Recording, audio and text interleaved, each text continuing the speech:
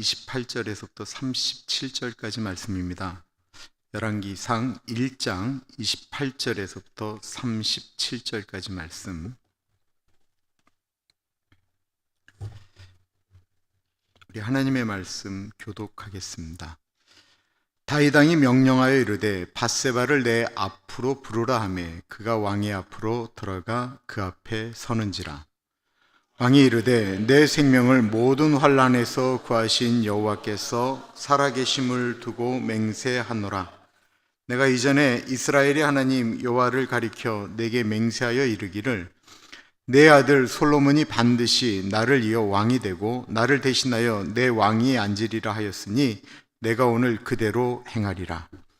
밧세바가 얼굴을 땅에 대고 절하며 내 주 다윗 왕은 만세수를 하옵소서 하니라. 다윗 왕이 이르되 제사장 사독과 선지자 나단과 여호야다의 아들 분하야를 내 앞으로 부르라 하니 그들이 왕 앞에 이른지라. 왕이 그들에게 이르되 너희는 너희 주의 신하들을 데리고 내 아들 솔로몬을 내 노새에 태우고 기온으로 인도하여 내려가고 거기서 제사장 사독과 선지자 나단은 그에게 기름을 부어 이스라엘 왕으로 삼고 너희는 뿔나팔을 불며 솔로몬 왕은 만세수를 하옵소서 하고 그를 따라 올라오라. 그가 와서 내 왕위에 앉아 나를 대신하여 왕이 되리라. 내가 그를 세워 이스라엘과 유다의 통치자로 지명하였느니라. 여호야다의 아들 분하야가 왕께 대답하여 이르되 아멘. 내 주 왕의 하나님 여호와께서도 이렇게 말씀하시기를 원하오며 또 여호와께서 내 주 왕께 함께 하심 계신같이 솔로몬과 함께 계셔서 그의 왕위를 내 주 다윗 왕의 왕위보다 더 크게 하시기를 원하나이다 하니라. 아멘. 오늘 설교 제목은 나의 이름은 어디에 있는가입니다. 나의 이름은 어디에 있는가.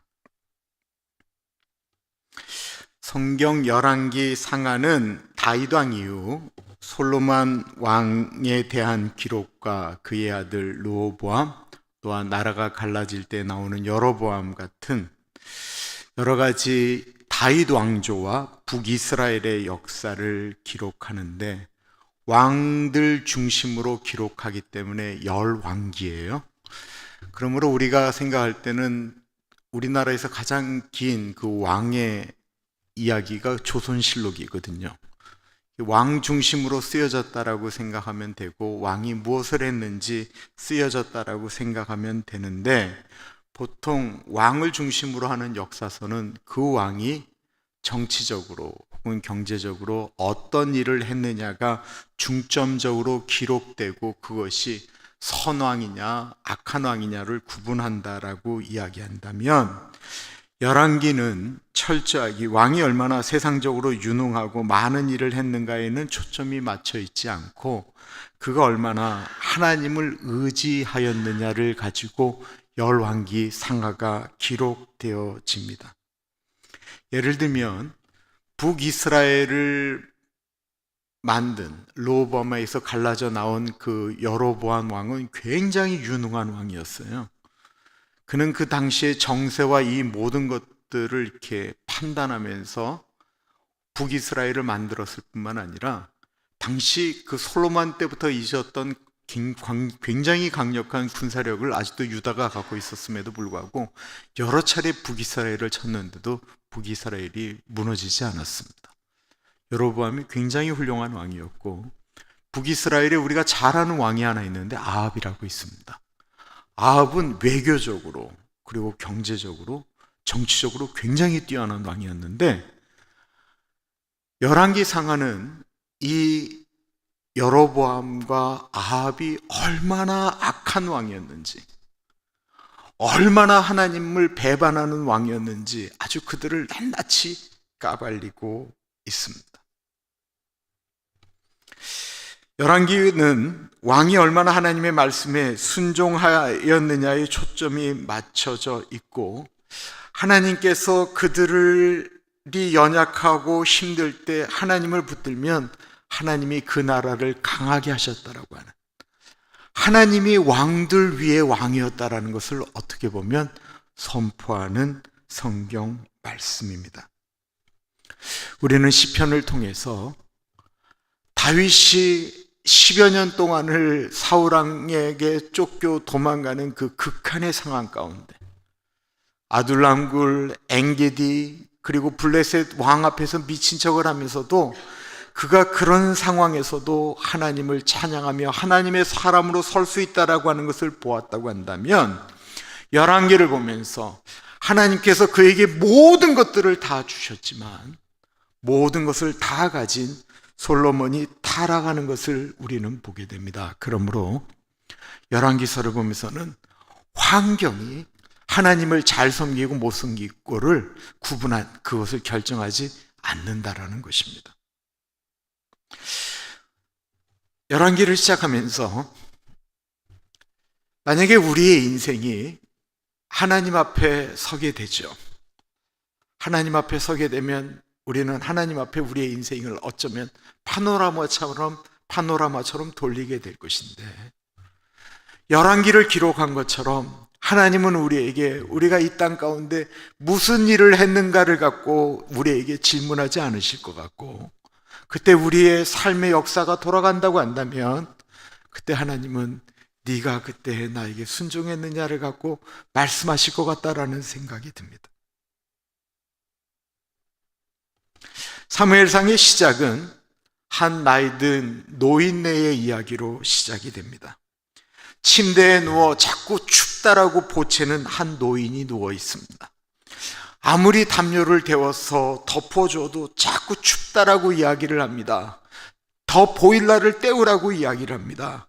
옆에서 그를 돌보는 사람들은 더워 죽겠는데 이 노인네는 자꾸만 춥다라고 이야기를 합니다. 자꾸 보채니까 옆에서 그를 돌보는 사람들도 힘들어요. 돌아서 나올 때는 정말 엄살도 심하고 참을성도 되게 없다라고 툴툴거리게 됩니다. 이 참을성 없는, 자꾸만 춥다라고 보채는 이 노인이 누구였을까요? 열왕기상 1장 1절은 이렇게 시작합니다. 다윗 왕이 나이가 많아 늙으니 이불을 덮어도 따뜻하지 아니한지라. 네, 이 노인네는 백전노장 다윗이었습니다. 우리가 생각하는 다윗은 골리앗 앞에서도 물러서지 않는 믿음의 사람, 아무리 극한 상황에서도 하나님을 원망하지 않는 사람, 하나님을 향하여 노래하며 찬양하는 멋진 분, 그런 다윗인데 열왕기상 1장에 나오는 다윗은 곧 하나님의 부르심을 받는 힘 빠진 존재로 묘사하고 있다라는 것입니다. 이것을 통해서 알 수 있는 것은 우리는 다 늙습니다. 우리 다 늙어요. 그리고 그것은 점점 더 빨라집니다. 어른들 얘기가 분명히 맞아요. 점점 더 빨라져요. 그리고 아무것도 할 수 없는 날이 와요. 그 위대한 다윗이 기력이 없어서 하루 종일 침대에 누워 추위를 타고 있습니다. 기력이 세한 70이 넘은 다윗의 모습입니다. 다윗은요, 왕인데 전혀 지금 궁전에서 힘을 쓸 수 없을 뿐만 아니라 심지어 왕인데 궁전에서 무슨 일이 일어났는지 다윗이 전혀 모르고 있습니다. 이것이 나이가 들면 우리에게 닥치는 현실입니다. 우리 조금 아직은 젊다라고 느끼는 분들, 우리가 생각하셔야 될 게 있어요.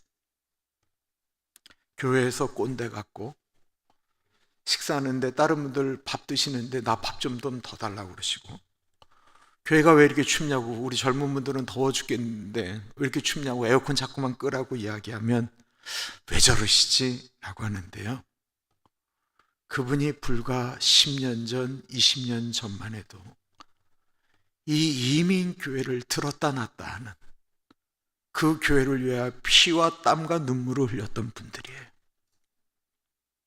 이제는 늙어서 아무것도 못 하시는 거예요. 그런데 그게 우리에게도 온다라는 것입니다. 그러면 어떻게 해야 돼요? 젊을 때 열심히 해야 된다는 거예요. 젊을 때 열심히 해야 돼요. 다윗이 인생에 있어서 어려움이 많았지만 가장 큰 어려움은 자식들 때문에 겪는 아픔이었죠. 물론 신하가 난을 일으킨 것도 있었어요. 반란을 일으킨 것도 있는데 두 번이 다 아들들에 의한 반란이었어요. 아픔 중에 하나는 큰아들 암논이 압살롬의 누이 다말을 겁탈하고 압살롬에 의해서 죽은 것이 굉장히 큰 사건이었죠. 그리고는 그 압살롬을 용서했는데 그 압살롬이 반란을 일으키죠. 그때 다윗이 맨발로 머리를 풀고 도망을 갔었습니다. 그리고 나서도 나라가 평탄치가 않았어요. 때때마다 다윗이 늙어가자 신하들 중에 반란을 일으키는 사람들이 있었는데 이제는 진짜 완전히 기력이 빠져서 침대에 누워 있을 때 넷째 아들인 아도니아가 반란을 일으킵니다. 이 아도니아는 당연히 자신이 왕이 되어야 됐다라고 생각을 했어요. 큰형 암논 그렇게 죽었죠. 둘째 아들이 그 아비가일이 낳은 길르앗인데 이 사람은 처음에만 이름이 나오고 더 이상 언급이 안 돼요. 그래서 일찍 죽었다고 보통 생각을 해요. 세 번째가 압살롬이에요. 그리고 네 번째가 아도니아예요. 근데 다시 말씀드리겠지만 이 아도니아가 굉장히 괜찮은 사람이에요. 국민들의 전적인 지지를 받는 사람이에요. 문제는 딱 한 분, 하나님의 지지를 못 받고 있었습니다. 그것을 아도니아도 알았습니다. 그래서 스스로 쿠데타를 일으켜 왕이 되려고 합니다. 하나님의 마음은 솔로몬에게 있었습니다. 제가 성경을 읽으면서 늘 마음이 안 들었던 점입니다. 저에게는 장남 컴플렉스가 있어요. 진짜 힘들어요. 장남 컴플렉스가. 저희 집사람은 장녀 컴플렉스가 있고 다 해야 돼요. 모든 것들을 다 하고 결정하고 다 하는 것들을 해야 돼요. 에서가 먼저 태어났고 야곱이 뒤에 태어났는데 여러분들 객관적으로 야곱이 괜찮아요? 에서가 괜찮아요? 대답하지 마세요. 제가 상처받을 수 있으니까. 저는 에서가 훨씬 더 괜찮아요. 나는 그 남자다움이 좋고 이렇게 모든 것들을 탁탁 이렇게 쳐버리는 모습도 좋았는데 하나님의 마음이 야곱에게 있었다는 것입니다. 문제는 우리가, 예수 믿는 우리가 하나님의 선택적 방식이 우리가 싫다고 우리가 거기에 대해서 거부할 수 있습니까? 하나님의 마음이 거기에 있다라는 것입니다. 우리는 하나님의 마음이 거기에 있다고 한다면 우리는 순종해야 되는 존재입니다. 그리고 앞에 말씀드렸던 것처럼 우리가 순종했느냐를 가지고 하나님은 필름을 돌리실 거예요. 열왕기에 보면 왕들이 어떻게 보면 사사기에 있는 것처럼 자기 소견에 옳은 대로 행동하는 사람들이 나오는 거예요. 자기 생각에는 이게 옳다라는 것입니다.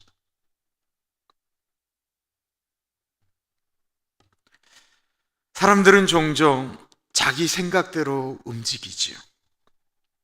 다윗은 사무엘 하에 그리고 열왕기에 솔로몬을 사랑했다라고 하는 표현은 전혀 나오지 않는데 다윗이 아도니아를 끔찍하게 생각했다라고 하는 표현은 나옵니다.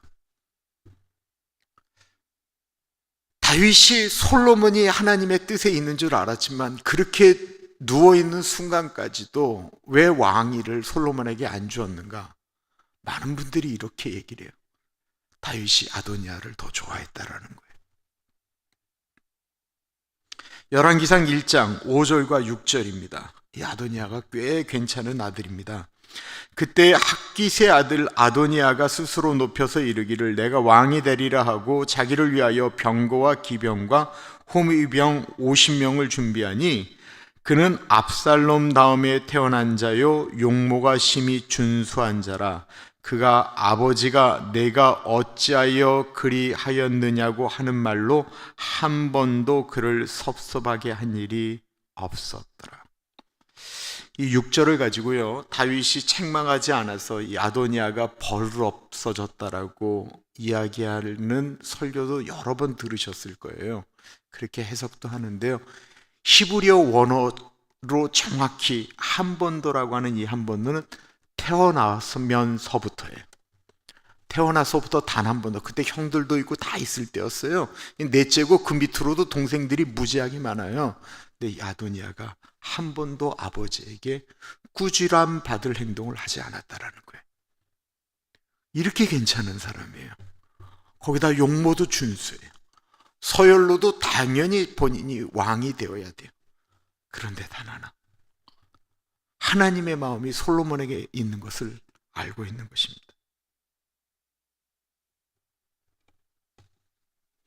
좀 기다렸으면 어떨까라는 생각도 들어요. 기다리지 아니하고 스스로 높였다라고 얘기를 해요. 이 마귀가 사용하는 것은 언제나 이런 식이에요. 늘 기다리지 않게 만들어요.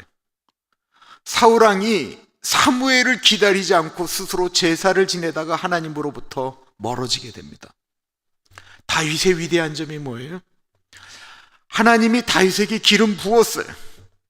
그럼에도 불구하고 다윗은 끝까지 하나님의 방법과 하나님의 때를 기다립니다. 10여 년을 도망갈 때 사울왕을 죽일 기회가 2번이나 있었고, 사울왕을 죽여도 아무도 뭐라고 안 할 그런 일들이었어요. 그럼에도 불구하고 다윗은 하나님의 때와 하나님의 방법으로 기다리는 거예요.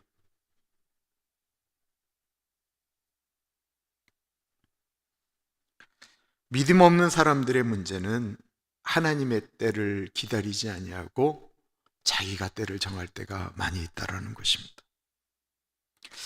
아도니아는 왕이 되려가자 수많은 다윗의 신하들이 아도니아 쪽으로 붙었습니다. 라인업이 굉장합니다. 다윗과 함께 생사고락을 같이 했던 전쟁터의 영웅 군대장관 요압, 그리고 다윗 왕 때 최고의 제사장 아비아달이, 그러니까 군사적, 종교적 최고의 지도자들이 이 아도니아에게 붙었습니다. 아도니아는 힘을 가시하기 위해서 다윗의 자식들, 자기 동생들, 그리고 자신을 지지할 사람들에게 초대장을 보냅니다. 이 초대장에 이름이 들어가 있지 않은 사람들이 나단 선지자, 제사장 사독, 그리고 다윗의 호위무사였던 분하야, 그리고 솔로몬이 제외되어져 있었습니다. 즉 아도니아는 하나님의 마음이 솔로몬에게 있는 줄 알고 배제시킨 것입니다.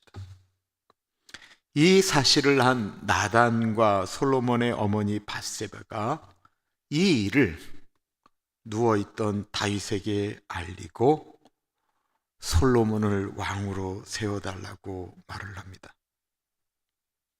여기에 다윗의 고통이 있어요. 언급한 같이 이 아도니아가 다윗에게는 정말로 괜찮은 아들입니다. 그리고 둘째, 지금 다윗은 겨우 누워서 살아가야 하는, 이제는 힘 빠진 아무 능력 없는 왕에 불과합니다.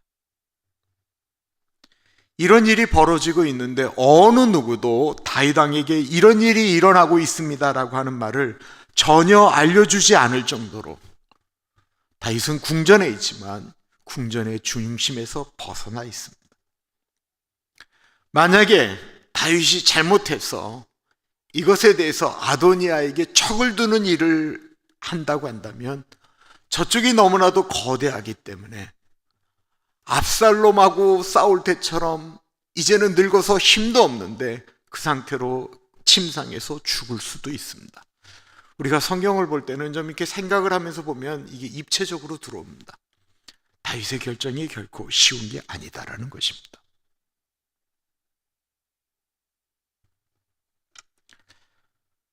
참 어렵죠. 그런데 다윗의 위대함은 어디에 있습니까? 다윗의 위대함은 자신의 생각이 아닌 하나님입니다.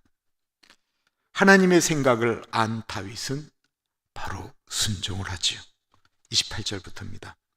다윗 왕이 명령하여 이르되 밧세바를 내 앞으로 부르라 하매 그가 왕의 앞으로 들어가 그 앞에 서는지라. 왕이 이르되 내 생명을 모든 환난에서 구하신 여호와께서 살아계심을 두고 맹세하노라. 내가 이전에 이스라엘의 하나님 여호와를 가리켜 내게 맹세하여 이르기를 내 아들 솔로몬이 반드시 나를 이어 왕이 되고 나를 대신하여 내 왕위에 앉으리라 하였으니 내가 오늘 그대로 행하리라. 다윗은 오래전 밧세바에게 솔로몬에게 왕위를 주겠다라고 한 약속을 이야기합니다. 그런데 이 약속을 언제 하였는지 사실 성경에는 전혀 나오지를 않아요. 그럼 하나님께서 솔로몬에게 왕위를 주겠다라고 하는 말씀은 성경에 나올까요? 이것도 안 나와요. 솔로몬에 대한 이야기가, 하나님께서 솔로몬에 대한 이야기는 딱 한 번 나와요. 이름이 나오지는 않는데 사무엘하 7장에 아도니아가 하나님이 생각한 왕이 아니라는 사실은 정확하게 기록이 됩니다. 사무엘하 7장은 하나님께서 그 다윗이 궁전에서 잠을 자다가 일어나서 너무 고통하면서 하나님께 기도한 내용이에요. 하나님, 나는 이런 편한 침상에서 잠을 자고 있는데 하나님을 어떻게 내가 천막에 모시겠습니까? 내가 하나님을 위하여 성전을 짓겠습니다 라고 이야기하고 고백했던 것이 사무엘하 7장인데, 이때 하나님께서 다윗 왕에게 나타나서 말씀을 하시죠. 너는 피를 너무 흘렸기 때문에 네가 짓는 성전 안에는 있을 수가 없다. 그러시면서 이렇게 말씀하셔요. 내 수완이 차서 내 조상들과 함께 누울 때에 내가 내 몸에서 내 씨를 내 뒤에 세워 그의 나라를 견고하게 하리라. 그는 내 이름을 위하여 집을 건축할 것이요 나는 그의 나라 왕위를 영원히 견고하게 하리라. 사무엘하 7장은 이미 다윗의 나라가 아주 견고하게 선 후였습니다. 즉 이때는 다윗의 아들들 암논, 압살롬, 아도니아, 이 모든 아들들이 다 있을 때였어요. 그런데 12절에 보시면 뭐라고 이야기하냐면 내가 내 몸에서 내 씨를 내 뒤에 세워. 그러니까 이 아이는 아직 태어나지 않았다라는 거예요. 하나님께서 세울 그 다음 왕은 아직 태어나지 않았어요. 그러니까 지금 태어나 있는 너의 왕자들은 너의 다음은 아니다라는 것입니다. 그리고 12장에 드디어 솔로몬에 대한 이야기가 언급이 됩니다. 사무엘하 12장 24절 25절이에요. 다윗이 그의 아내 밧세바를 위로하고 그에게 들어가 그와 동침하였더니 그가 아들을 낳으매 그의 이름을 솔로몬이라 하니라. 여호와께서 그를 사랑하사 선지자 나단을 보내 그의 이름을 여디디아라 하시니 이는 여호와께서 사랑하셨기 때문이더라.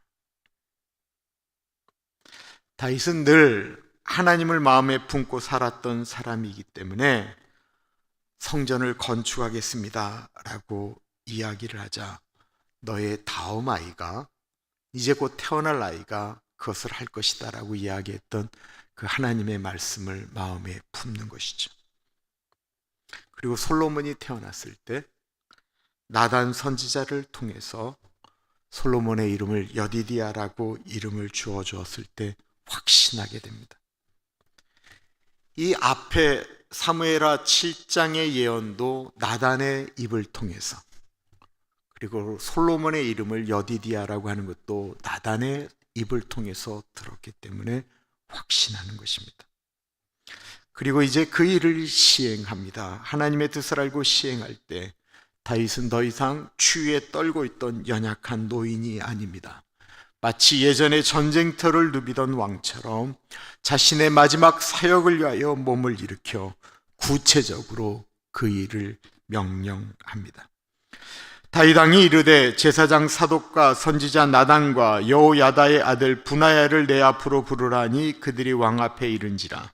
왕이 그들에게 이르되 너희는 너희 주의 신하들을 데리고 내 아들 솔로몬을 내 노새에 태우고 기온으로 인도하여 내려가고 거기서 제사장 사독과 선지자 나단은 그에게 기름을 부어 이스라엘 왕으로 삼고 너희는 뿔나팔을 불며 솔로몬 왕은 만세수를 하옵소서 하고 그를 따라 올라오라. 그가 와서 내 왕위에 앉아 나를 대신하여 왕이 되리라. 내가 그를 세워 이스라엘과 유다의 통치자로 지명하였느니라. 다윗은 자신의 왕위를 솔로몬에게 주는 의식으로 왕위를 물려주듯이 자신의 노새에 태우고 솔로몬에게 기름을 부어 왕으로 세울 사람들 나단과 제사장 사독을 부릅니다.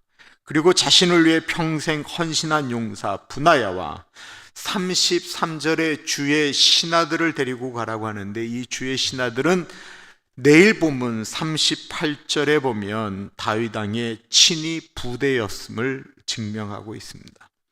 이들이 가본 곳이 기온이라고 나와 있어요. 우리가 아는 기온샘이라고 하는 기온샘인데 예루살렘에서 바로 내려가는 이 주경학자들이 이 기온샘을 보통 실로암 못이라고 추정을 합니다. 당시 물이 귀했기 때문에 이 기온에는 늘 사람들이 많이 모여 있었어요. 여기에 이 기온은 아도니아가 사람들을 모은 장소 에드로엘과 아주 가까워요. 그러니까 여기서 뿔나팔을 불고 솔로몬 만세수를 누리소서 외치면 그 바로 아도니아와 사람들이 모였던 곳에 있는 사람들이 다 그 뿔나팔 소리를 듣게 된다라는 것입니다. 그러므로 누가 진정한 왕이냐를 선포하게 다윗이 말한 것입니다. 아도니아의 초대장이 사람들에게 전달되었을 때 그 초대장을 받은 사람들의 마음이 어땠겠습니까? 다윗 왕에 이어서 왕이 될지도 모르는 사람들이 언론들이 모두 지금 이 나라의 대세는 아도니아라고 하는데 그 다음 왕이 될지 모르는 사람에게 초대장을 받은 사람들, 더군다나 그 아도니아 옆에 있는 절대 권력을 갖고 있는 군대 장관과 제사장,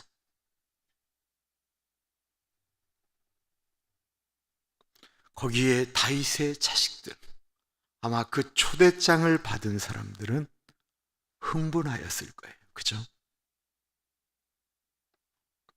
그 초대장을 받은 사람들 중에 거절한 사람들 없이 다 글로 모였습니다. 그 잔치에는 이스라엘의 가장 재주가 있고 솜씨가 좋은 요리사들이 다 동원돼서 크게 잔치를 벌였을 것입니다. 반대로 그 모임에 초대받지 못한 사람들은 우울할 수밖에 없지요. 나는 왜 초대되었는가? 왜 나는 초대받지 못했는가? 오늘 우리가 읽은 본문에 나오는 사람들이 초대받지 못한 사람들입니다.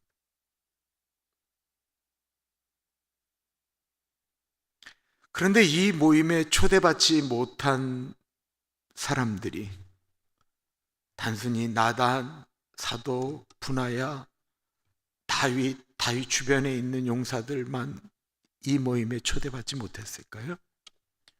이 모임에 초대받지 못한 분이 또 한 분 계셨어요. 바로 하나님이 초대받지 못했습니다.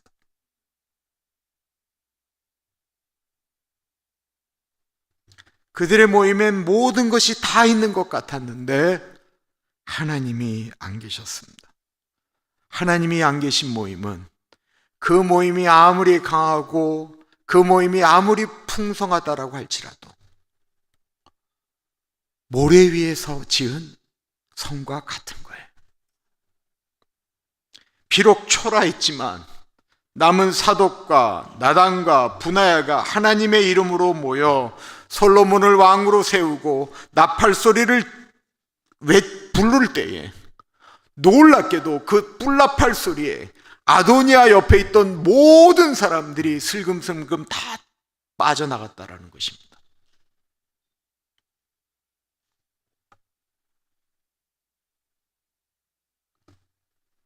하나님이 허락하지 않은 집에 세운 집을 그거 아무것도 아닙니다. 그러나 하나님과 함께 하시면 작고 연약해 보여도 강한 것입니다. 한국에서 마지막으로 섬겼던 선교단체 얘기를 자꾸 하게 되는데요. 그 이화여대 김한란 박사가 세운 다락방 전도협회에서 제가 근무를 했어요. 그게 김한란 박사님이 계실 때는 굉장히 큰 건물이었는데, 이게 이화여대가 이제 더 이상 기독교 대학으로서의 기능을 축소하기 시작하면서 다락방 전도협회의 그 건물이 두 동인데 그 절반을 이렇게 나눴어요. 이쪽을 그 이화여대 부속 유치원으로 했는데, 이게 신문에 나는, 당시에는 그 막 매스컴을 나오는 그 유치원이었어요. 여기는 아무리 권력 있는 사람도 이렇게 줄 서갖고 순번대로 아이가 유치원에 들어갈 수 있어서 당시 전임 대통령이었던 가족이 밤새 줄을 섰던 아주 유명한 유치원이에요. 근데 그 유치원하고 우리 선교단체를 이렇게 구분하는 것은 그냥 이렇게 세워져 있는 철망이었어요. 철망이 한 2m 되는 철망이 이렇게 채워져 있었어요. 그 저쪽에는 놀이터들, 애들이 놀 수 있는 그 모래 이렇게 사장 같은 것들이 이렇게 있었고, 이쪽은 선교단체인데, 이제 저희 집사람은 그 바로 앞에 있는 세브란스 병원으로 근무하러 가면 제가 거기에 애를 볼 수가 없어서 우리 예석이를 데려갔었어요. 예석이가 한 3살, 4살, 아직 유치원에 들어가기 못할 때. 제가 걔를 데리고 이제 그 근무하러 오는 거예요.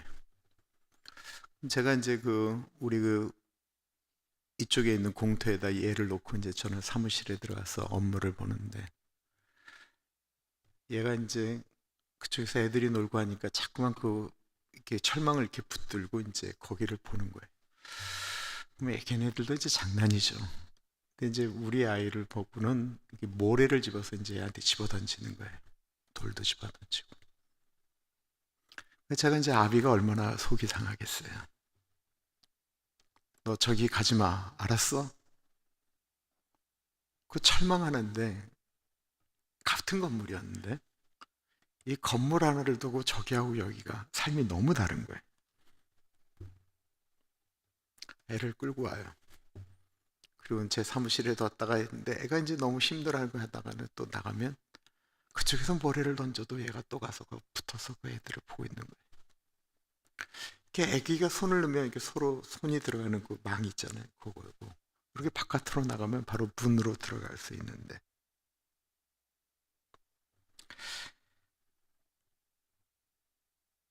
제가 그때 이제 그 예석이를 두고 너무 속이 상하니까, 하나님 우리 예석이와 늘 함께하여 주십시오. 비록 제대로 교육 못하지만 이 다락방이 만민이 기도하는 집이라고 하시니, 이 만민이 기도하는 집에서 기도하는 예석이의 삼촌들, 예석이의 이모들이 우리 예석이 붙들고 기도할 텐데, 하나님, 예석이는 늘 하나님이 거하는 쪽에 거하게 해주십시오. 그 유치원 쪽에 하나님이 안 계시다라는 얘기는 아니에요. 그러나 제가 그때 너무 힘이 드니까 제가 그렇게 기도를 했어요. 그리고 하나님이 그 기도를 이상하게 들어주셨어요. 어떻게 들어주셨냐면, 그때 예석이가 그 이모라고 부르는 애들이 다 이대 다니는 이제 특별히 성악하는 애들인데, 그때는 우리 예석이가 되게 좀 이뻤어요. 입술도 아주 빨갛고 좀 이뻤어요. 되게 이뻤어요. 그러니까 얘네가 그냥 시간만 비우면 와갖고 예석이를 데리고 학교로 데려가는 거예요. 그리고 자기 수업 들어갈 땐 딴 애가 이렇게 잡아갖고 하다가 늦게나 되면 저한테 데려오고 그랬어요.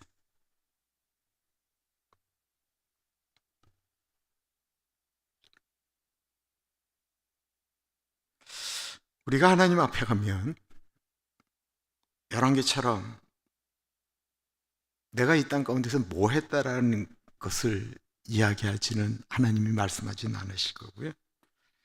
내가 하나님께 순종한 것이 무엇이냐를 가지고 하나님은 우리에게 말씀하실 것입니다. 우리가 하나님 앞에 가면 하나님께서 너는 내가 원하는 곳에 서 있었느냐 아니면 네가 원하는 곳에 서 있었느냐라고 물으실 것입니다. 우리는 과연 하나님의 말씀에 순종하는 삶을 살고 있는 것일까요? 우리가 살고 있는 곳, 우리가 관심 있는 그곳은 하나님이 우리를 초대한 곳입니까? 아니면 우리를 자극하는 사람들이 초대한 곳입니까? 우리가 하나님이 있으라고 하는 곳에 있는 게 가장 안전한 거예요. 제가 2000년에 미국으로 왔습니다.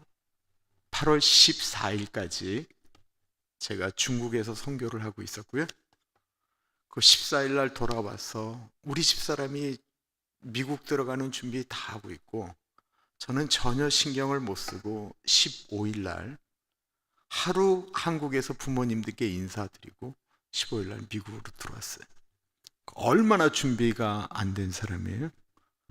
전혀 미국으로 올 준비를 안 하는데 그거 다 그냥 둔 채로 선교에 미쳐서 중국 선교하고 있었어요. 환전도 8월 15일 날 은행이 쉴 때 공항에 가서 환전을 하니 얼마나 비싸게 했겠어요. 2천만 원 전세 뽑아갖고 그때 환전을 했는데 그게 우리가 갖고 올 수 있는 돈 다였거든요. 근데 거기에 그때는 이제 영종도가 아니고 김포공항이었는데 거기에 세계대학 성악과 학생들이 싹 모였어요. 서울대 애들, 연대 애들, 이대 애들이 그때 저 배웅하겠다고 성악하는 애들이 다 모였어요. 그리고 아이들이 불러준 노래가 아까 불렀던 하나님은 너를 지키시는 자입니다. 저거를 들을 때는 꼭 24년 전으로 이렇게 돌아가는 것 같아요. 우리의 인생 가운데 하나님 우리와 함께 하셨던 날들이 있잖아요. 제가 저 사람하고 옛날에는 관계가 좋을 땐 이 정도 되면 반주가 나왔거든요. 근데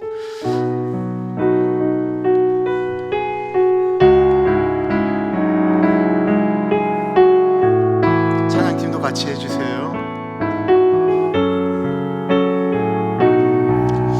하나님은 우리를 지키시죠. 하나님은 너를 지키시는 자 너의 우편에 그늘 되시니 낮에 해와 밤에 달도 너를 해치 못하리.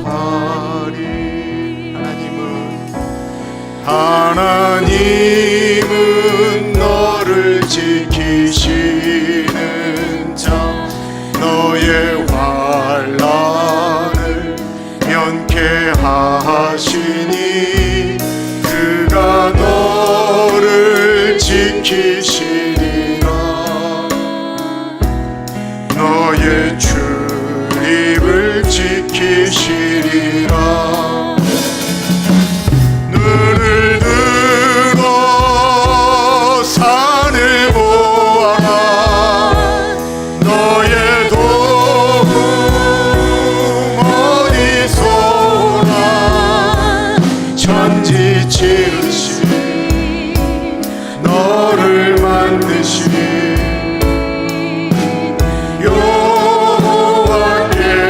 여호와께로다. 눈을 들어 산을 보아라. 너의 도움 어디서나. 천지 지으신 너를 만드신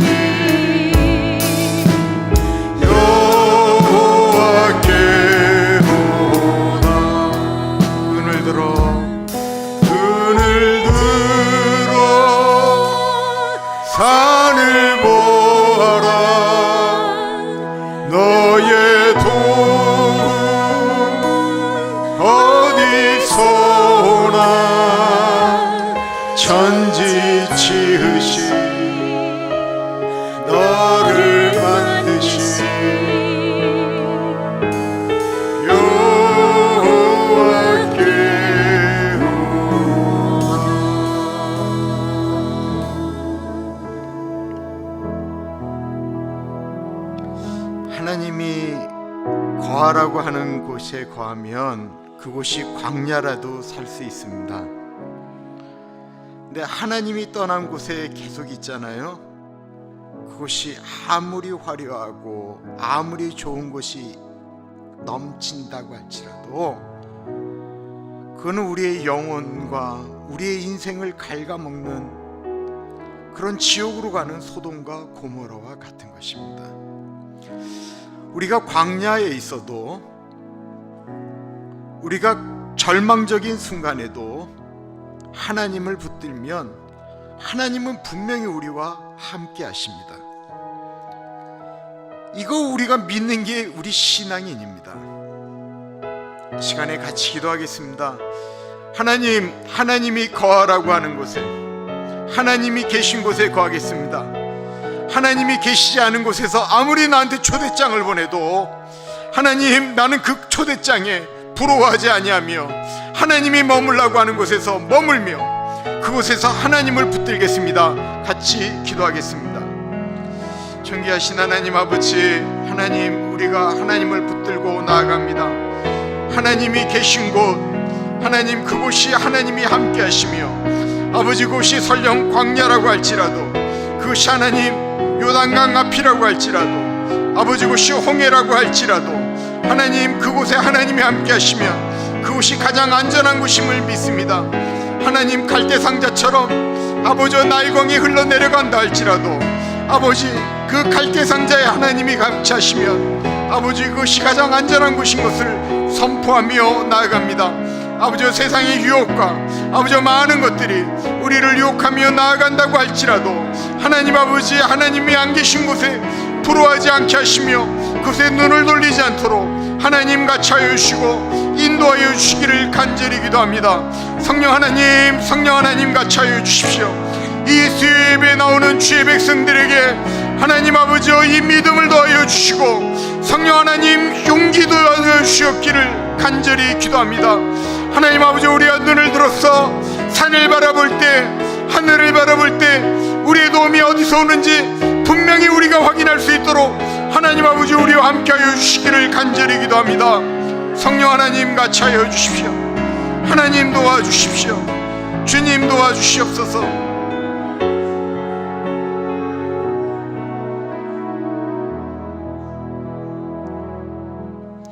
존귀하신 하나님, 이 수요일 저녁에 주의 전에 나온 사랑하는 주의 백성들,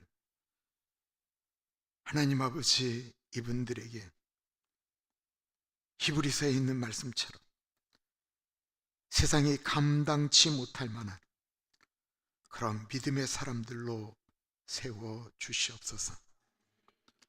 어떠한 형편과 상황에서든 다윗처럼 흔들리지 않는 믿음과 다윗처럼 찬양하게 하여 주시옵소서. 하나님, 아무리 화려한 곳이라고 할지라도 하나님이 안 계시면 아무것도 아닌 것을 고백하며, 내가 비록 아무것도 없는 것 같아도 하나님이 우리와 함께 하시면 나는 이 세상에 가장 안전한 것, 가장 소중한 것을 붙들었다라고 하는 사실을 잊지 않게 하여 주옵소서. 그리고 하나님, 이것이 믿음이 되어서 우리의 아이들에게, 우리의 후손들에게 우리의 믿음이 흘러갈 수 있도록 하나님 같이 하여 주옵소서. 지금은 우리 주 예수 그리스도의 은혜와 우리를 너무나도 사랑하셔서 하나밖에 없는 아들을 넉넉하게 보내주신 하나님 아버지 그 크신 사랑하심과 성령 하나님의 감화, 감동, 역사, 충만, 교통하심이 어느 형편에서든지 하나님 편에 서겠습니다 다짐하는 사랑하는 주의 백성들 머리 위에 지금으로부터 영원토록 함께 하시길 간절히 축원하옵나이다. 아멘.